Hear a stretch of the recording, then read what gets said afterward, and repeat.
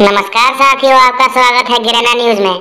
तो आज हम पहुंच चुके हैं लखनऊ के मशहूर फ्री फायर प्लेयर के पास, जो कि आजकल लखनऊ गर्ल और हेडशॉट गर्ल के नाम से सोशल मीडिया पे छाई हुई है।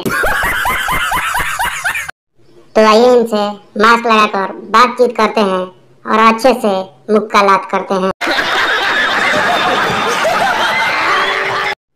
पहले आप अपना शुभ नाम बताइए। देखिए, मैं आजकल 2 नाम से जानी जा रही हूँ, तो आप बताइए मैं कौन सा आपको नाम बताऊँ। मैं चाहती हूँ आप अपना दोनों नाम बताइए।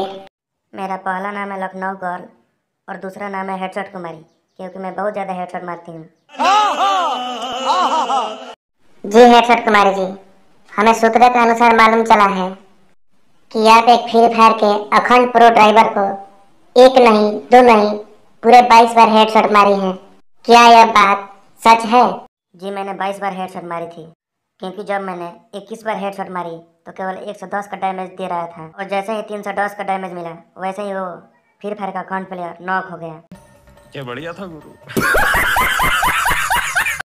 इस घटना के बाद आपको क्या लाभ और क्या हानि पहुंची है? हानि होनी तो कुछ नहीं पहुंची है, बस मेरा इंस्टाग्राम का फॉलोअर बढ़ गया है।